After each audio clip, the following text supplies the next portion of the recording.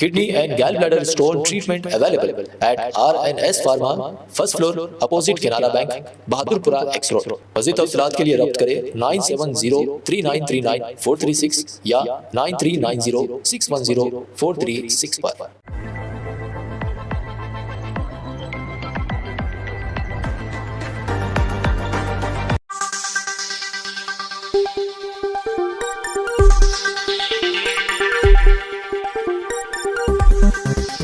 स्वागत है आपका यस न्यूज कर्नाटका एक्सप्रेस में। मैं आपके साथ शकील अहमद।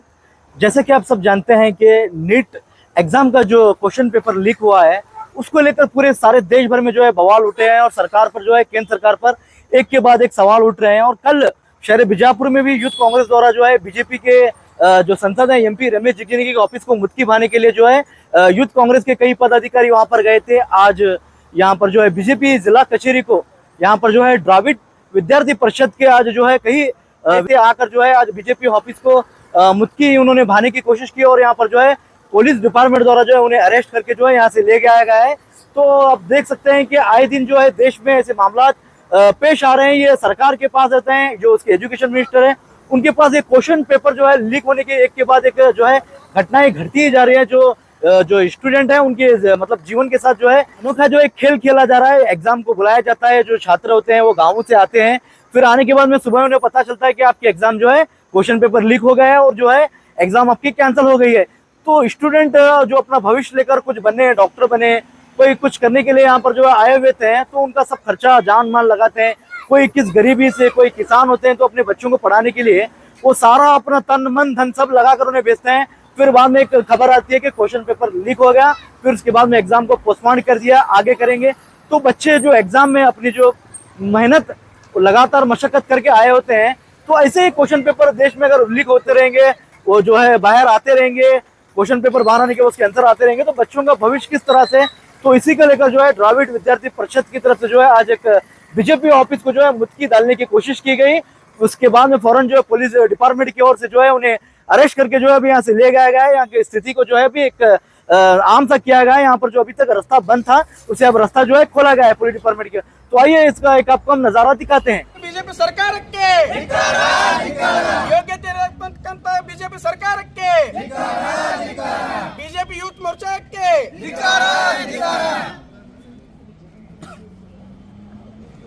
बेक्के बेक्को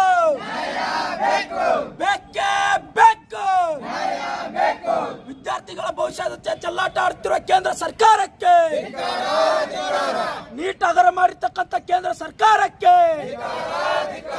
ಬೇಕೇ ಬೇಕು ಬೇಕೇ ಬೇಕು ವಿದ್ಯಾರ್ಥಿ ಯುವಜನರ ಭವಿಷ್ಯದ ಚೆಲ್ಲಾಟ ಆಡ್ತಿರುವ ಕೇಂದ್ರ ಸರ್ಕಾರಕ್ಕೆ ವಿದ್ಯಾರ್ಥಿ ಯುವಜನರ ಭವಿಷ್ಯದ ಜೊತೆ ಚೆಲ್ಲಾಟ ಆಡ್ತಿರುವ ಕೇಂದ್ರ ಸರ್ಕಾರಕ್ಕೆ ಬೇಕೇ ಬೇಕು ಬೇಕೇ ಬೇಕು ವಿದ್ಯಾರ್ಥಿಗಳ ಜೊತೆ ಚೆಲ್ಲಾಟ ಆಡ್ತಿರುವ ಕೇಂದ್ರ ಸರ್ಕಾರಕ್ಕೆ ಶಿಕ್ಷಣ ವ್ಯವಸ್ಥೆಯನ್ನು Admissions are open in Al-Huda Urdu medium school and lead English medium school Vijaypur. तालीम की बेहतरीन पहचान बन चुके अल-हुदा उर्दू मीडियम स्कूल और लीड इंग्लिश मीडियम स्कूल सिर्फ एक स्कूल नहीं बल्कि बच्चों के बेहतर मुस्तकबल की मजबूत बुनियाद हैं। यहाँ मॉडर्न एजुकेशन के साथ साथ दीनी तालीम भी दी जाती है ताकि बच्चे करिकुलर एक्टिविटीज के साथ साथ को करिकुलर एक्टिविटीज के जरिए अखलाक, कम्युनिकेशन स्किल्स और ओवरऑल डेवलपमेंट में आगे बढ़ सके। स्कूल में मौजूद हैं वेल क्वालिफाइड और एक्सपीरियंस्ड टीचर्स, वेल इंफ्रास्ट्रक्चर और फर्निश्ड क्लासरूम्स, प्लेग्राउंड और van facility, CCTV surveillance, spoken English, abacus और smart classes, sports, science and maths activities, दीनियात एग्जीबिशन और quiz competitions, only fees no donation. हर क्लास में सिर्फ 25 से 30 स्टूडेंट्स का इंटेक रखा गया है। वेकेशन क्लासेस भी लिए जा रहे हैं, तो देर किस बात की। नर्सरी से 10th तक के लिए एडमिशंस शुरू हो चुके हैं। Address JM road, KHB colony, near Indira Nagar, Vijayapur. अधिक जानकारी के लिए स्क्रीन पर दिए गए नंबर्स पर कॉल करें। ಕೇಂದ್ರ ಸರ್ಕಾರಕ್ಕೆ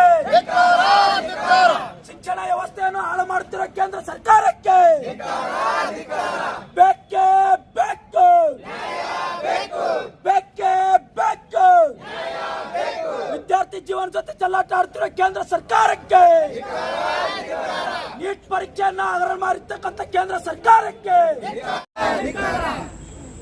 ಬೇಕೇ ಬೇಕು.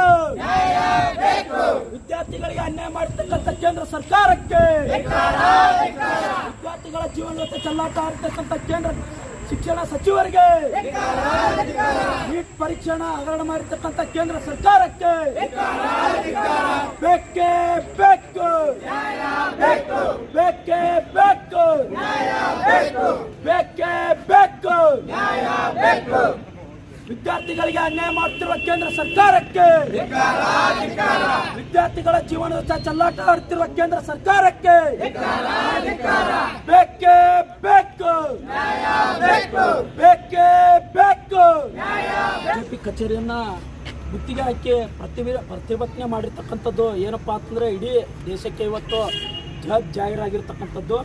ಏನಪ್ಪಾ ಅಂತಂದ್ರೆ ಪ್ರತಿ ವರ್ಷನೂ ಕೂಡ ಈ ನೀಟ್ ಎಕ್ಸಾಮ್ ಅಂತಕ್ಕಂಥದ್ದು ಒಂದು ವಿದ್ಯಾರ್ಥಿಗಳ ಭವಿಷ್ಯಕ್ಕೆ ಅತಿ ಉನ್ನತವಾಗಿರ್ತಕ್ಕಂಥ ಒಂದು ಪರೀಕ್ಷೆ ಅಂತೇಳಿ ಭಾವಿಸಿ ಪ್ರತಿ ಮನೆಯ ವಿದ್ಯಾರ್ಥಿಯು ಕೂಡ ದೇಶದ ಇವತ್ತು ಸುರಕ್ಷತೆಗಾಗಿ ತಮ್ಮ ಒಂದು ಒಳ್ಳೆಯ ರೀತಿಯ ಭವಿಷ್ಯ ಕಟ್ಟಿಕೊಳ್ಳುವಂಥ ನಿಟ್ಟಿನಲ್ಲಿ ಹಗಲು ರಾತ್ರಿ ಶ್ರಮಪಟ್ಟು ದೇಶದ ಒಂದು ಆಡಳಿತಾತ್ಮಕವಾಗಿ ನಾವಿವತ್ತು ಒಂದು ಅಭಿವೃದ್ಧಿ ಮಾಡಬೇಕು, ದೇಶವನ್ನು ರಕ್ಷಣೆ ಮಾಡಬೇಕು, ನಮ್ಮ ಒಂದು ಕುಟುಂಬ ಆಗಲಿ ಎಲ್ಲವನ್ನು ರಕ್ಷಣೆ ಮಾಡಬೇಕು ಅಂಥೇಳಿ ಒಂದು ಒಳ್ಳೆಯ ಅಧಿಕಾರಿಯಾಗಿ ಒಬ್ಬ ಒಳ್ಳೆಯ ಒಂದು ದೇಶದ ಪ್ರತಿನಿಧಿ ಆಗಬೇಕು ಅಂತೇಳಿ ಇವತ್ತು ಎಕ್ಸಾಮ್ ಬರಿತಾ ಇದ್ದಾರೆ. ಆದರೆ ಇವತ್ತು ನಮ್ಮ ದೇಶದ ಒಂದು ದುರಾದೃಷ್ಟ ಏನಪ್ಪ ಅಂತಂದರೆ ಪ್ರತಿಯೊಂದು ಎಕ್ಸಾಮಲ್ಲಿ ಇವತ್ತು ಭ್ರಷ್ಟಾಚಾರ ಮಾಡಿ ಇವತ್ತು ಕೇಂದ್ರ ಸರ್ಕಾರ ಆಗಿರ್ಬೋದು, ಇವತ್ತು ರಾಜ್ಯ ಸರ್ಕಾರಗಳಾಗಿರ್ಬೋದು ಎಲ್ಲವೂ ಕೂಡ ಇವತ್ತು ತಮ್ಮ ಒಂದು ಅಭಿವೃದ್ಧಿಗಾಗಿ ತಮ್ಮ ಒಂದು ವ್ಯವಸ್ಥೆಯನ್ನು ಬಳಸ್ಕೊಂಡು ಇವತ್ತು ದುಡ್ಡಿಗಾಗಿ ಇವತ್ತು ಒಂದು ಪ್ರಶ್ನೆ ಪತ್ರಿಕೆಗಳನ್ನೇ ಇವತ್ತು ಮಾರಾಟ ಮಾಡಿ ಇಡೀ ದೇಶದ ಯುವ ಜನತೆ ಒಂದು ಭವಿಷ್ಯತ್ತಿಗೆ ಕುತ್ತು ತರುವಂಥ ಒಂದು ಕೆಲಸ ಮಾಡ್ತಾ ಇದ್ದಾರೆ.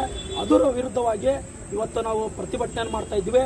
ನಮ್ಮ ಒಂದು ಪ್ರತಿಭಟನೆ ಉದ್ದೇಶ ಇಷ್ಟೇ, ಈ ಒಂದು ಪ್ರಶ್ನೆ ಪತ್ರಿಕೆಗಳು ಲೀಕ್ ಆಗದ ರೀತಿಯಾಗಿ ಈ ಒಂದು ಸಂಸ್ಥೆಗಳೇನಿದ್ದಾವೆ ಆ ಸಂಸ್ಥೆಗಳು ಇವತ್ತು ಅವ್ರ ಮೇಲೆ ಕ್ರಮ ಕೈಗೊಳ್ಳಬೇಕು. ಈ CBI ತನಿಖೆ ಮಾಡ್ತಾ ಇದ್ದೀವಿ, ನಾವು SCP ಮಾಡ್ತಾ ಇದ್ದೀವಿ, ನಾವು ಮತ್ತೊಂದು ಮಾಡ್ತಾ ಇದ್ದೀವಿ ಅಂತ ಹೇಳಿ ಇವತ್ತು ಯಾರಿಗೂ ಕೂಡ ಇಲ್ಲಿವರೆಗೂ ಎಷ್ಟು ಇವತ್ತು ಭ್ರಷ್ಟಾಚಾರಗಳು ಆಗಿದ್ದಾವೆ ಯಾರಿಗೂ ಕೂಡ ಶಿಕ್ಷೆ ಆಗಿಲ್ಲ.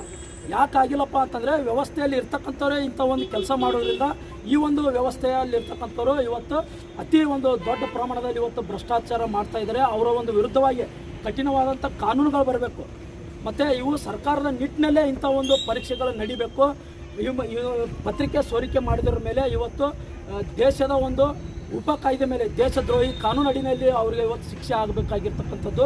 ಮತ್ತು ಈ ಒಂದು ಅನ್ಯಾಯ ಆಗಿರ್ತಕ್ಕಂಥ ಎಲ್ಲ ವಿದ್ಯಾರ್ಥಿಗಳಿಗೂ ಇವತ್ತು ನ್ಯಾಯ ಕೊಡುವಂಥ ನಿಟ್ಟಿನಲ್ಲಿ ಇವತ್ತು ಕೆಲಸ ಆಗಿರಬೇಕಾಗಿರ್ತಕ್ಕಂಥ. ಮತ್ತು ನಮ್ಮ ಕರ್ನಾಟಕದಲ್ಲಿ ನೀಟ್ ಬರೀತಕ್ಕಂಥ ಎಲ್ಲ ವಿದ್ಯಾರ್ಥಿಗಳಿಗೆ ಇವತ್ತು 90% ನಮ್ಮ ಒಂದು ಕರ್ನಾಟಕದ ವಿದ್ಯಾರ್ಥಿಗಳಿಗೆ ಇವತ್ತು ನೀಟ್ ಪರೀಕ್ಷೆಯಲ್ಲಿ ಇವತ್ತು MBBS ಆಗಿರ್ಬೋದು, ಇಂಜಿನಿಯರ್ ಆಗಿರ್ಬೋದು, ಇವೆಲ್ಲ ಸೀಟ್ಗಳು ನೀಡಬೇಕಂತಕ್ಕಂಥ ಒಂದು ಬೇಡಿಕೆಯೊಂದಿಗೆ ನಾವು ಇವತ್ತು ಪ್ರಧಾನಮಂತ್ರಿ ರಾಷ್ಟ್ರಪತಿಯವರಿಗೆ ತಮ್ಮ ಮೂಲಕ ಮನವಿಯನ್ನು ಸಲ್ಲಿಸ್ತಾ ಇದ್ದೀವಿ. ನಮ್ಮ ಮನವಿಯನ್ನು ನೀವು ಕಳಿಸ್ಬೇಕು ಅಂಥೇಳಿ ನಾವು ಇವತ್ತು ಈ ಒಂದು ಪ್ರತಿಭಟನೆ ಮೂಲಕ ತಮ್ಮನ್ನು ಕೇಳ್ಕೊತಾ ಇದ್ದೀವಿ.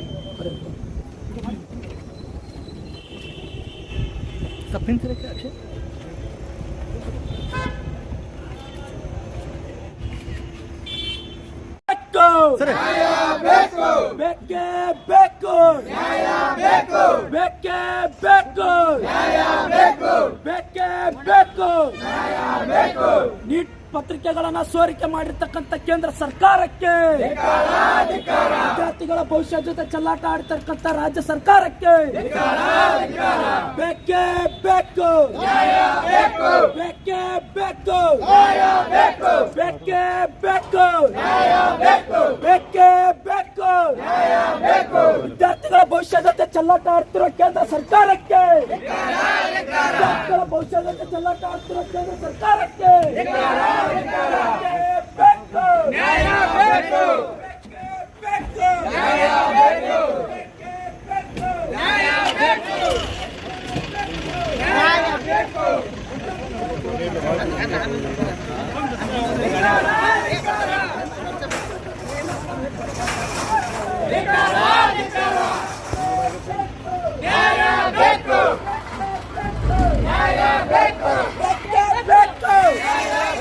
ವಿದ್ಯಾರ್ಥಿಗಳ ಜೀವನ ಜೊತೆ ಚೆಲ್ಲಾಟ ಆಡ್ತಿರೋ ಕೇಂದ್ರ ಸರ್ಕಾರಕ್ಕೆ, ನೀಟ್ ಪರೀಕ್ಷೆಯನ್ನು ಹಗರಣ ಮಾಡತಕ್ಕಂಥ ಕೇಂದ್ರ ಸರ್ಕಾರಕ್ಕೆ, ನೀಟ್ ಹಗರಣ ಮಾಡತಕ್ಕಂಥ ಕೇಂದ್ರ ಸರ್ಕಾರಕ್ಕೆ, ವಿದ್ಯಾರ್ಥಿಗಳಿಗೆ ಅನ್ಯಾಯ ವಿದ್ಯಾರ್ಥಿಗಳಿಗೆ ಅನ್ಯಾಯ ಮಾಡ್ತಕ್ಕಂಥ ಕೇಂದ್ರ ಸರ್ಕಾರಕ್ಕೆ ಇವತ್ತು ಏನು ದೇಶದ ಯುವ ಜನತೆ ಇವತ್ತು ನೀಟ್ ಪರೀಕ್ಷೆ ಅಂತಕ್ಕಂಥದ್ದು ಇವತ್ತು ಹಗರಣ ಮಾಡಿದ್ದಾರೆ. ಅದರ ವಿರುದ್ಧವಾಗಿ ನಾವು ಇವತ್ತು ಹೋರಾಟ ಮಾಡಿರ್ತಕ್ಕಂಥದ್ದನ್ನು ಇವತ್ತು ಹತ್ತಿಕ್ಕುವ ಪ್ರಯತ್ನವನ್ನು ಇವತ್ತು ಕೇಂದ್ರ ಸರ್ಕಾರ ಮಾಡ್ತಾ ಇದೆ. ಇವತ್ತು ವಿದ್ಯಾರ್ಥಿಗಳಿಗೆ ಜೀವನದ ಭವಿಷ್ಯವನ್ನು ನೀಡಬೇಕಾಗಿರ್ತಕ್ಕಂಥ ಕೇಂದ್ರ ಸರ್ಕಾರ ಇವತ್ತು ಅವರಿಗೆ ಅನ್ಯಾಯ ಮಾಡುವಂಥ ನಿಟ್ಟಿನಲ್ಲಿ ಇಡೀ ದೇಶದ ಭವಿಷ್ಯವನ್ನೇ ಇವತ್ತು ಹಾಳು ಮಾಡ್ತಾ ಇದ್ದಾರೆ.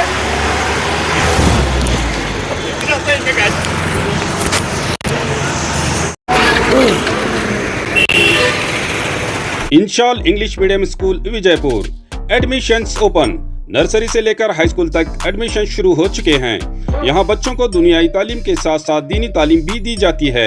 क्वालिफाइड टीचर्स, फ्रेंडली एनवायरनमेंट और सीसीटीवी सर्वेलेंस के साथ बच्चों की हिफाजत, हायरार्की मैनेजमेंट के जरिए डिसिप्लिन और बेहतरीन तालीम का ख्याल रखा जाता है।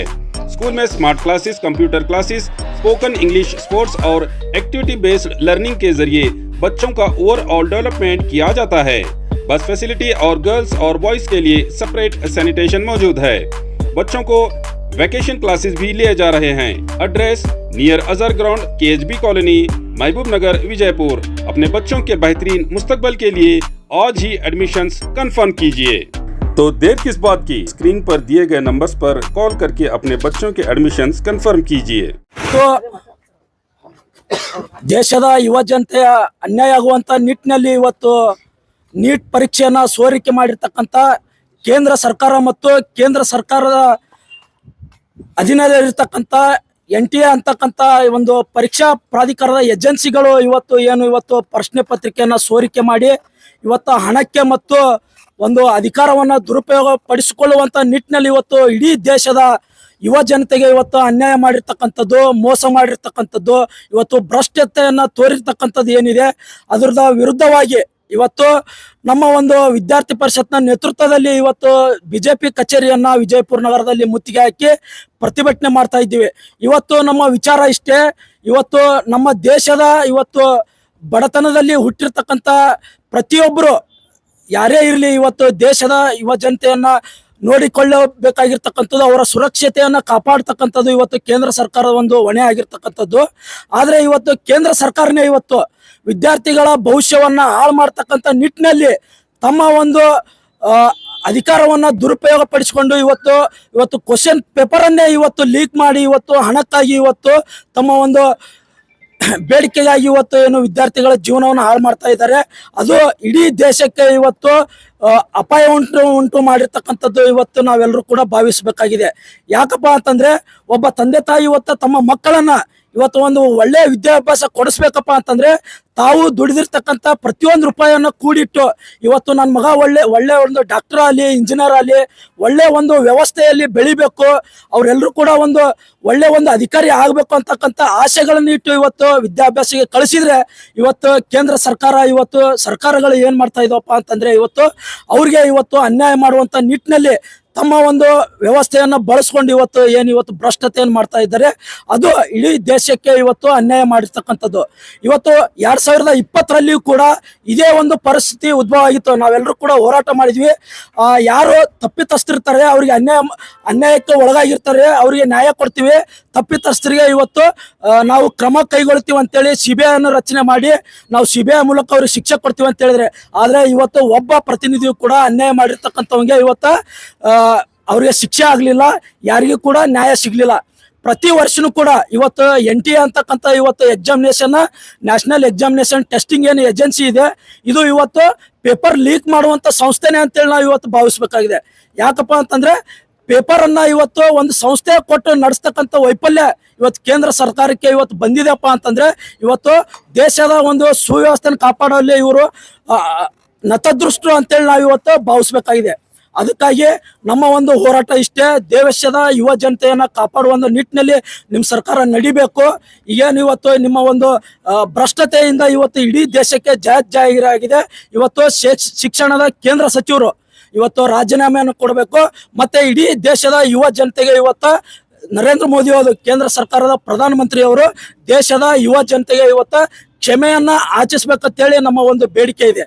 ಈ ಒಂದು ಎಕ್ಸಾಮಿನೇಷನ್ ಏನಿದೆ ಇವತ್ತು ನೀಟ್ ಪರೀಕ್ಷೆ ಆಗಲಿ JEE ಆಗಲಿ ಯಾವುದೇ ಪರೀಕ್ಷೆಗಳು ಇವತ್ತು ಮೊದಲು ನೀವು ಏನು ಇವತ್ತು ಮೆರಿಟ್ ಲಿಸ್ಟ್ ಮೇಲೆ ನಡೆಸ್ತಿದ್ರಿ ಅದೇ ಒಂದು ಮೆರಿಟ್ ಲಿಸ್ಟ್ ಮೇಲೆ ಇವತ್ತು ಎಕ್ಸಾಮ್ ಅನ್ನ ನಡೆಸಬೇಕು ಅಂತಕ್ಕಂಥದ್ದು ನಮ್ಮ ಒಂದು ಬೇಡಿಕೆ ಆಗಿದೆ.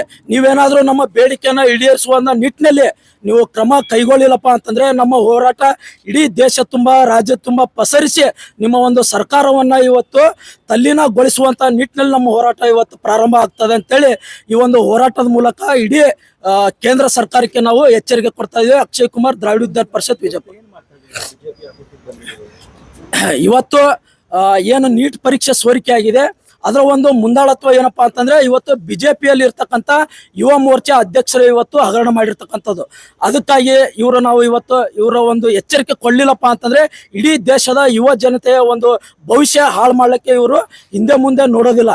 ಅವರ ಒಂದು ಭವಿಷ್ಯತ್ತಿಗೆ ಬೇಕಾಗಿರ್ತಕ್ಕಂಥ ಒಂದು ವ್ಯವಸ್ಥೆಯನ್ನು ಬಳಸ್ಕೊಂಡು ಇವತ್ತು ದೇಶದ ಬಡ ಜನರು ಏನಿದ್ದಾರೆ ಅವರ ಒಂದು ಭವಿಷ್ಯ ಹಾಳು ಮಾಡ್ಲಿಕ್ಕೆ ಇವತ್ತು ವಿಚಾರ ಮಾಡ್ತಾರೆ. ಅವರ ವಿರುದ್ಧವಾಗಿ ನಾವು ಇವತ್ತು ಬಿಜೆಪಿ ಕಚೇರಿಯನ್ನು ಮುತ್ತಿಗೆ ಹಾಕಿ ನಾವು ಇವತ್ತು ಹೋರಾಟ ಮಾಡ್ತಾ ಇದ್ದೀವಿ. ಇನ್ನೊಂದು ಎಲ್ಲೇ ಸ್ಟೂಡೆಂಟ್ ಮೇಲೆ ಹಲ್ಲೆ ಆಯ್ತು, ಅಲ್ಲೇ ABP ಅವರು ಬರ್ತಾರೆ. ಈಗ ಯಾರು ಸುಮ್ಮನೆ ABP ಅವರಿಂದ ಈಗ ಒಂದು ಸ್ಟೇಟ್ಮೆಂಟ್ ಒಂದು ಪ್ರದರ್ಶನ ಮಾಡೋಲ್ಲ ಅಥವಾ ಏನಂತ ಹೇಳಿದ್ರೆ ಬಿಜೆಪಿ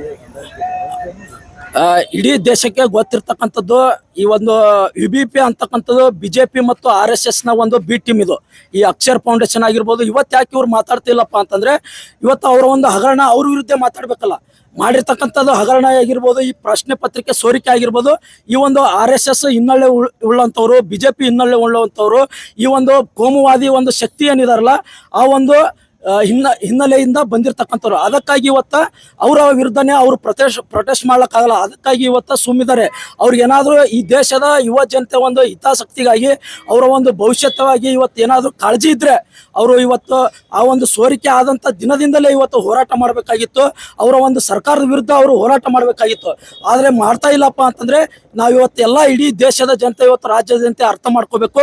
ಇದ್ರ ಹಿಂದ್ಗಡೆ ಇರ್ತಕ್ಕಂಥವ್ರು ಬೇರೆ ಯಾರು ಇಲ್ಲ, ಇದೇ ಬಿಜೆಪಿಯ ಬಿ ಟೀಮ್ ಆಗಿರ್ತಕ್ಕಂಥ UBP ಆಗಿರ್ಬೋದು, RSS ಆಗಿರ್ಬೋದು, ಬಜರಂಗ್ ದಳ ಆಗಿರ್ಬೋದು, ಈ ಅಕ್ಷರ ಅಂತ ಒಂದು ಫೌಂಡೇಶನ್ ಇತ್ರ ಇವತ್ತು ಡಂಬಾಚಾರ ಮಾಡ್ತಾ ಇದಾರಲ್ಲ ಇವರು ಅಂತೇಳಿ ನಾವು ಇವತ್ತು ಅರ್ಥ ಮಾಡ್ಕೊಂಡು ಮುಂದಿನ ದಿನಮಾನಗಳಲ್ಲಿ ಇಂಥ ಒಂದು ವ್ಯವಸ್ಥೆ ವಿರುದ್ಧ ವಿದ್ಯಾರ್ಥಿ ಜನರು ಇನ್ನೂ ದೊಡ್ಡ ಮಟ್ಟದಲ್ಲಿ ಪ್ರತಿಭಟಿಸ್ಬೇಕಂತೇಳಿ ನಾವು ಇವತ್ತು ಇಡೀ ರಾಜ್ಯದ ಜನತೆಗೆ ಇವತ್ತು ಕರೆ ನೀಡ್ತಾ ಇದ್ದೀವಿ. ಅಕ್ಷಯ್ ಕುಮಾರ್, ದ್ರಾವಿಡ ವಿದ್ಯಾರ್ಥಿ ಪರಿಷತ್, ವಿಜಯಪುರ. ಇವತ್ತಿನ ದಿವಸ ಕಳೆದ 10 ವರ್ಷಗಳಿಂದಲೂ ಕೂಡ 2017 ಆಗಿರ್ಬೋದು, 2022, 24, ಪ್ರಸ್ತುತವಾಗಿ 26ರಲ್ಲಿ ಕೂಡ ನೀಟ್ ಹಗರಣಗಳು ಸಾಕಷ್ಟು ಆಗ್ತಾ ಇದಾವೆ. ಎಲ್ಲಿ ಆಗ್ತಾ ಇದಾವೆ ಅಂತಂದ್ರೆ ಬಿಜೆಪಿ ಹೆಚ್ಚು ಜನರು ಎಲ್ಲಿರ್ತಾರೋ ಅಲ್ಲಿ ಅಕಾಡೆಮಿಗಳಲ್ಲಿ ನೀಟ್ ಪರೀಕ್ಷೆಯ ಸೋರಿಕೆಯನ್ನು ಸಿಕ್ಕಾಪಟ್ಟೆ ಎಲ್ಲ ಕಡೆ ಹಂಚ್ತಾ ಇದ್ದಾರೆ. ನಿನ್ನೆ ತಾನೇ ಸರಿಸುಮಾರು 3 ಗಂಟೆಗೆ ಬಿಜೆಪಿಯ ಒಬ್ಬ ಯುವ ಮೋರ್ಚಾ ಅಧ್ಯಕ್ಷನು CBI ತನಿಖೆಗೆ ಹಾಜರಾಗಿದ್ದಾನೆ. 15 ಲಕ್ಷ ರೂಪಾಯಿ ಕೊಟ್ಟು 15 ಲಕ್ಷ ರೂಪಾಯಿಗಳನ್ನು ವಿದ್ಯಾರ್ಥಿಗಳಿಂದ ಇಸ್ಕೊಂಡು ಕೂಡ ನಮ್ಮ ನೀಟ್ ಪರೀಕ್ಷೆಯಲ್ಲಿ ಬರೀತಕ್ಕಂತಹ ಎಲ್ಲ 22 ವಿದ್ಯಾರ್ಥಿಗಳ ಜೀವನದ ಜೊತೆ ನಮ್ಮ ವಿದ್ಯಾರ್ಥಿಗಳು ಕಷ್ಟವನ್ನು ಕೇಳ್ತಕ್ಕಂಥ ಯಾರು ಯುವಕರು ಮುಂದಾಳತ್ವ ವಹಿಸ್ತಾ ಇಲ್ಲ.